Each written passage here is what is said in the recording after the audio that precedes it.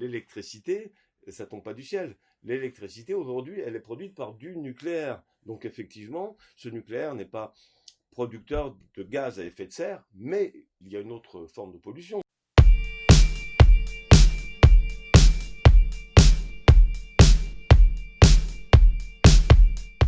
Effectivement, on a l'impression qu'une trottinette électrique, ça ne pollue pas parce qu'il n'y a pas de pot d'échappement, donc pas de gaz qui sort, ça fait pas de bruit. Bon. Mais on oublie qu'il y a toute une pollution invisible puisque donc dans une trottinette, il y a plein de composants. Et le premier problème, c'est que c'est fabriqué en Chine, donc il y a beaucoup d'aluminium dans une trottinette, il y a des composants pour la batterie, et en Chine, on utilise du charbon comme énergie principalement. Donc, du coup, ce charbon, on sait que c'est très polluant, ça produit beaucoup de carbone. Ensuite, il faut la faire venir en France aussi, il y a le transport, donc ça aussi c'est polluant. Et ensuite, ces trottinettes, il faut les recharger, elles ne se rechargent pas toutes seules. Donc ce sont des camions diesel qui vont les prendre pour les recharger, ou bien des gens en scooter sous-payés qui les amènent sous le bras pour les recharger dans des entrepôts de banlieue.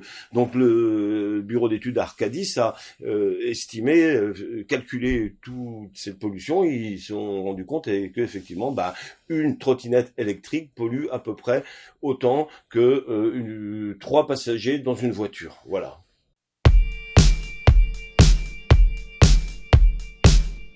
Dans l'état actuel des choses, c'est une fausse bonne idée de croire que parce qu'on se trimballe en trottinette, on ne pollue pas. C'est-à-dire que même ce que dit Elisabeth Borne, la ministre des Transports, elle dit une trottinette ne pollue pas. Qu'une ministre dise ça, c'est complètement hallucinant. C'est-à-dire, elle est dans le leurre. Que les marchands de trottinettes entretiennent cette fable, je comprends, c'est leur logique. Et même la mairie de Paris qui dit sur son site que les trottinettes ne polluent pas, ça veut dire qu'on ne tient pas compte de cette pollution invisible. La pollution invisible, elle est parfois même encore plus importante que la pollution visible.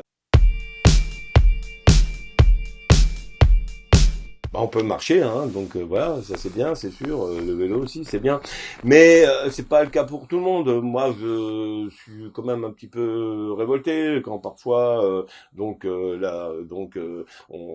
dit voilà, trottinette la marche ou le vélo, c'est bien, ça remplace les transports polluants. Donc là, on pense effectivement, si on pense à quelqu'un qui habite au centre de Paris et qui habite à Châtelet, qui doit aller travailler dans le 16e, il y a aucun problème pour lui. Mais faut quand même penser à ces gens qui maintenant, à cause aussi de la hausse du logement à Paris, sont obligés de quitter Paris, sont obligés non seulement d'aller en banlieue, mais d'aller en banlieue loin d'une gare, parce que à côté d'une gare, ça devient cher aussi. Donc quelqu'un qui habite à 30 bornes d'une gare et qui doit bosser au centre de Paris, aller lui dire de venir en vélo tous les matins, tous les soirs, c'est pas possible ça. Hein. Donc il faut réfléchir vraiment à d'autres types d'organisations sociales.